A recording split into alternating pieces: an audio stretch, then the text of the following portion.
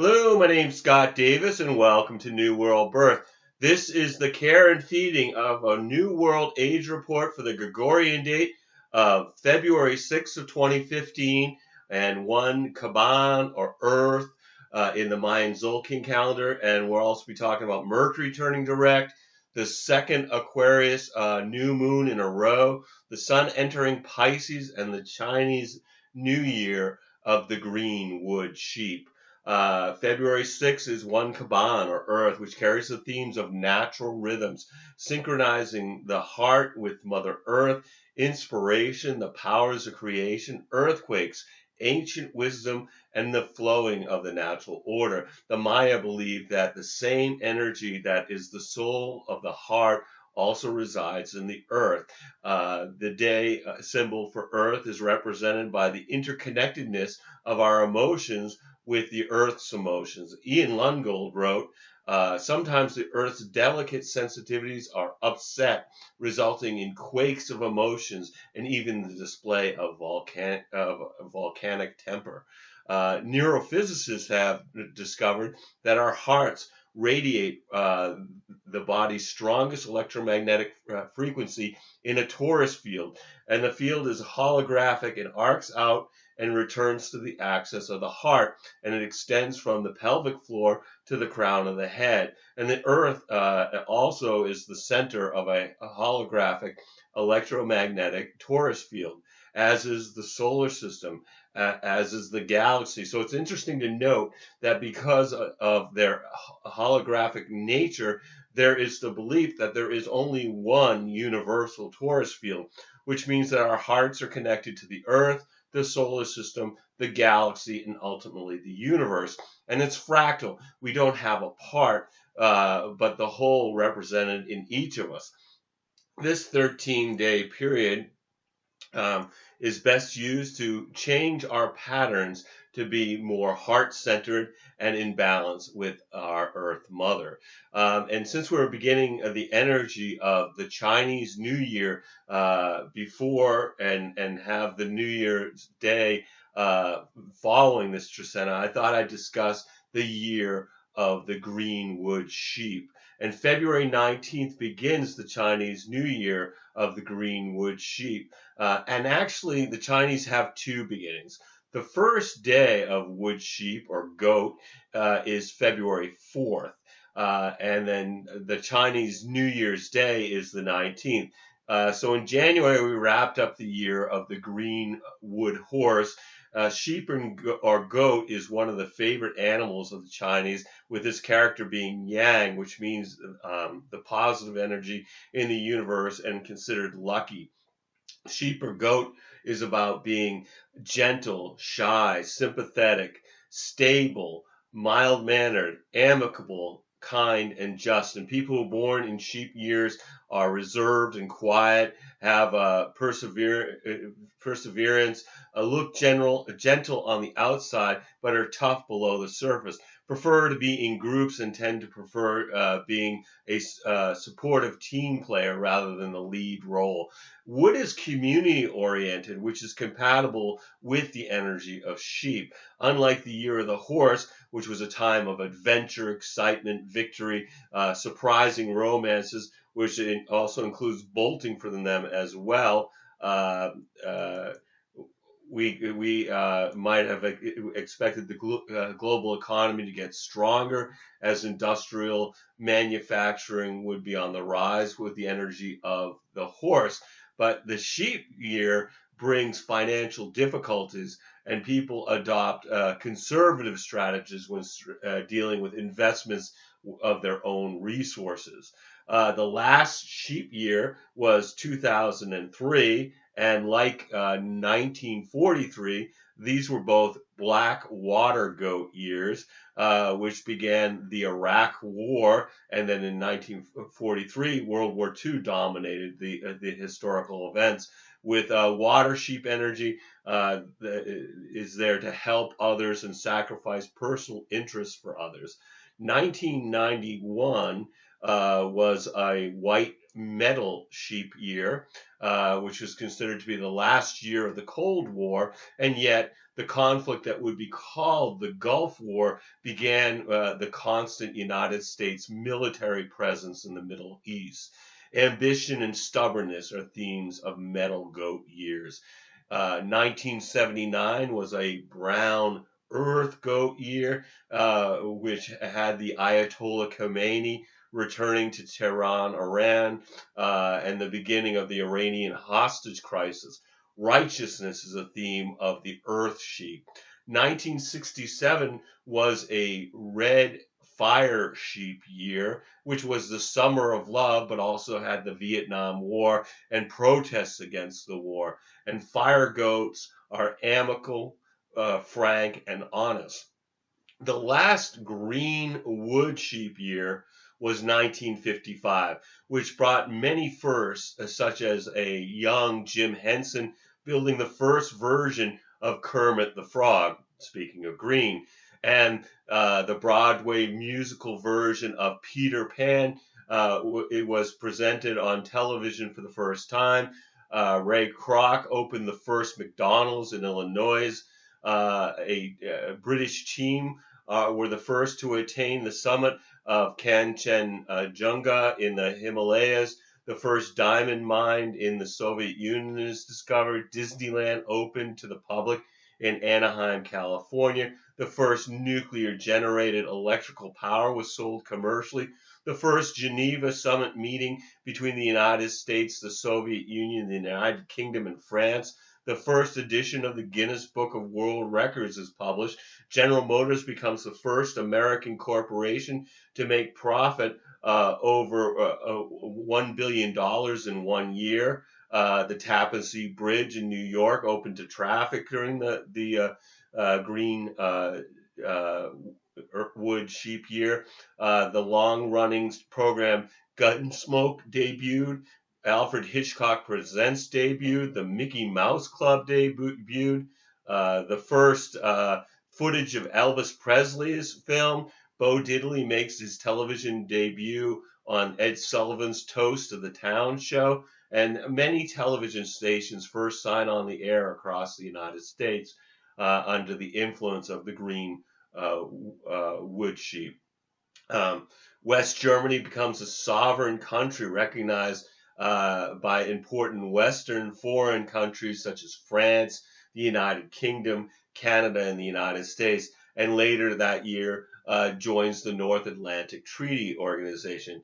Claudette Colvin, a 15-year-old African-American girl, refuses to give up her seat on a Montgomery, Alabama bus to a white woman after the driver demands it. She's carried off the bus backwards while being kicked and handcuffed and harassed on the way to the police station. And later that year, also in Montgomery, Alabama, Rosa Parks refuses to obey bus driver James F. Blake's order that she give up her seat to make room for a white passenger and is arrested, leading to the Montgomery bus boycott. The Richard Riot occurs in Montreal. Evan Hunter's movie adaptation of the novel Blackboard Jungle premieres in the United States, featuring the famous single Rock Around the Clock by Bill Haley and the Comets, and teenagers jump from their seat to dance to the song. Winston Churchill resigns as Prime Minister of the United Kingdom due to ill health at the age of 80. The Salk polio vaccine, having passed large-scale trials earlier in the United States, receives full approval from the Food and Drug Administration. 8 communist bloc countries, including the Soviet Union, signed a mutual defense treaty in Warsaw, Poland, that is called the Warsaw Pact. The first Sudanese civil war begins. Actor James Dean, at just 24 years, is killed at just 24 years when his automobile collides with another car. The Vietnam War begins between the South Vietnam Army and the North Vietnam Army, later to be allied with the Viet Cong. The American Federation of Labor and Congress of Industrial Organizations merges to become the AFL-CIO. El Al Flight 402 from Vienna, Austria to Tel Aviv via Istanbul is shot dead over Bulgaria, and all 58 passengers and crewmen were killed in 1955. And the themes of the wood sheep are compassion and being amicable. And before I get into the daily energy for one kah-ban or Earth, on the 6th, all the planets appear to be moving forward from our perspective here on the Earth, with the exception of Mercury and Jupiter, which are appearing to be moving retrograde or in reverse motion. And remember, the themes of retrograde planets are the review of the past, reevaluate, reminisce, and we can see these themes being played out. Mercury is in Aquarius and is retrograde until February 11th. So during the beginning of the Caban it's a good time to avoid signing contracts or other legal papers, making major purchases, or even taking a new job. If you can postpone these types of activities, the terms will be much clearer after Mercury is moving direct. And Mercury retrogrades force us to slow down and pay more attention to our lives by making us focus on the details of our daily experience. And then Jupiter retrograde in Leo brings the review of opportunities, faith, religion, beliefs, and expansion. Leo's about leadership, creativity, drama, entertainment, and children. Mostly what I find with Jupiter retrograde, as with any retrograde cycle, there's a review of the past, and with Jupiter, what gets reviewed are missed opportunities. So let's look at the daily vibrational energy for the Trecena. On the 6th, we have one kah-ban or Earth, which is about unity experienced through the gratitude of Mother Earth in the Mayan Zolkin calendar. And at this point, we have the Sun in opposition to Jupiter. So from our perspective here on the Earth, this is a 180-degree angle, which has a double potential that we see with oppositions. This is a day of feeling good, cheerful, and optimistic. The feelings that nothing can go wrong has its good points and its bad points. The best way to find success with this transit is not to go overboard in any area. Of course, this is exactly what can happen at this time. We can also build our self-confidence, giving us courage to do something we've never done before. It's another Jupiter alignment where there's a need to avoid being arrogant. Any negativity that is being expressed also expands and can turn into conflicts with others. It's important to know your listener, and if offering constructive criticism, to avoid offering more than can be heard. Authority figures may interpret informing as overstepping some sort of boundary or even self-righteousness. As with an opposition like a full moon, this is a time when something that was planted back in June comes to fruition. Basically, at this time, don't overextend yourself. Don't make commitments that you can't keep.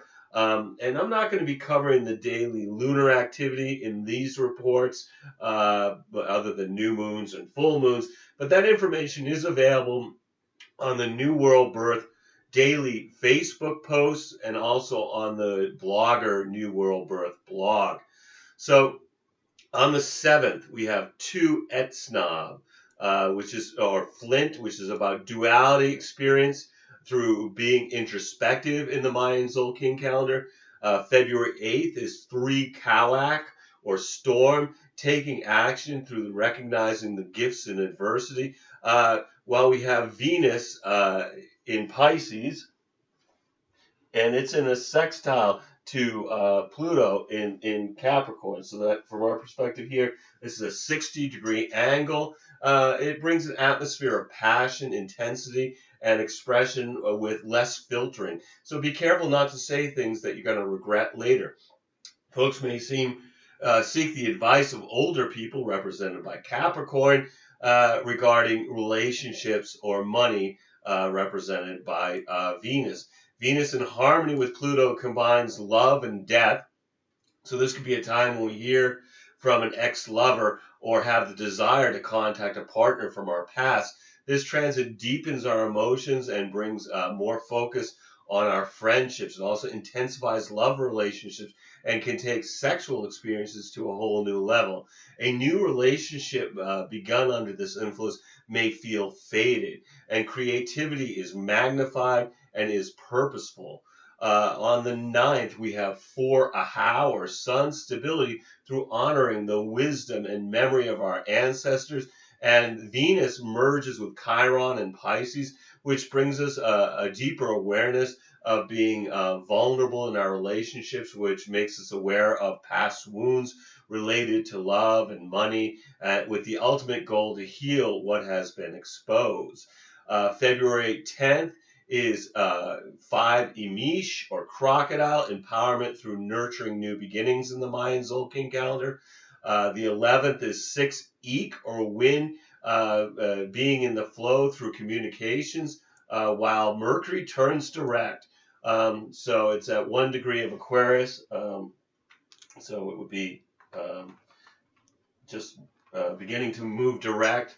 And heralding a time to implement the revision to our previous course that we may have become aware of from the information experiences that we had during the retrograde cycle. It will take a few days to gain momentum, but over the next few days, we'll feel an invisible attraction to begin our new journey.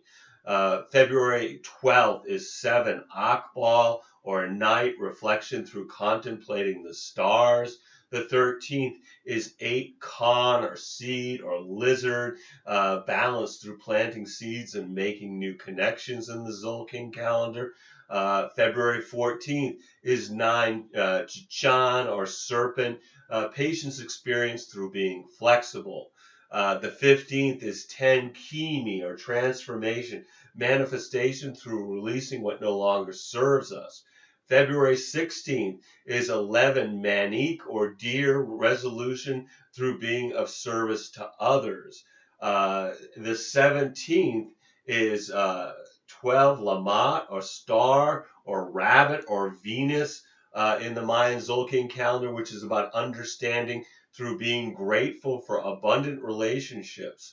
And then February 18th is 13 Maluk, or offering, movement to the next stage through appreciating creation.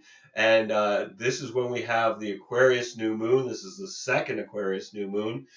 This one is at 29 degrees and change, and really just looking in the door at Pisces, which it enters just moments later. The new moon makes no significant angles other than merging with the sun. Aquarius illuminates social justice, impartiality, freedom, individuality, and innovation. And new moons bring an opportunity to set an intention for manifestation during the following full moon. But also, because this is at the final degrees of Aquarius, something also is going to need completion in order to move forward with this new beginning. It's a beginning that has its roots in an ending. So you want to look at the house that in your chart that contains 29 degrees, 59 minutes of Aquarius. So just literally 1 minute away from moving into Pisces, to consider what area of your life is being activated by this new moon. For me, it would be my 9th house of long distance travel and higher education. So I've set an intention related to using this energy in those areas. This new moon is particularly potent to make big changes through taking a leap of faith, leading us deeper into 2015 as we enter the Chinese year of the green wood sheep, begins with this new moon. And remember that February of 2015 is a 1 month in numerology, indicating that we're in a time of a new beginning. Also on the 18th, the sun enters Pisces. So that's what I was talking about. So if you can imagine that this handle is the position of the Earth, and this pointer is the line of sight. At this point, the Earth has really moved along the its orbit to the point where now the sun is into the aligned in the tropical system with Pisces, which begins a month of illuminating the intuitive realms of inspiring spirit, psychic experiences. It also brings the fog of illusion. This shift has the potential to melt obstacles to merging with something greater than ourselves. So no matter what the energies that are affecting you during the One Earth Trisena, just take some time to be in the flow of the planet by being in nature, or watching a sunrise or a sunset, or communing with the stars, or being conscious of the moment through introspection, meditation, or being with somebody you truly love. Every day we have is a blessing, no matter what the dramas that beckon to distract us. We're all here just giving the performance of a lifetime on this world stage. Just remember that you're a spiritual being that's having a human experience. I want to thank you for checking out New World Birth. The next segment of the care and feeding of the New World Age will be on February 19th. For one Auk or dog, Mars followed by Venus entering into Aries, and I'll also talk about the metaphysics of March.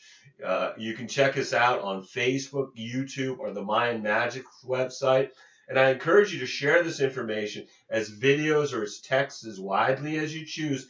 And as always, I invite you to contact me at newworldbirth@yahoo.com if you have questions or wish to schedule a reading. And I am providing readings and wish to make this service available to the greatest amount of folks. So I've created 3 options with 3 levels of compensation. So if you've been thinking about getting a reading, please contact me. I would love to provide you a reading during these uncertain times. You'll need to either be able to call me in Maine in the USA, or we can connect with Skype to receive your reading. We're also accepting donations to keep these reports freely available. And if you're interested in making a donation, again, contact me at newworldbirth@yahoo.com. As always, I'm blessed that you've taken the time to connect with my passion for all these ancient mysteries and their application to our journey during this incarnation. The light in me honors the light in you. Namaste, in Lakesh, and thank you so much for your attention to this offering.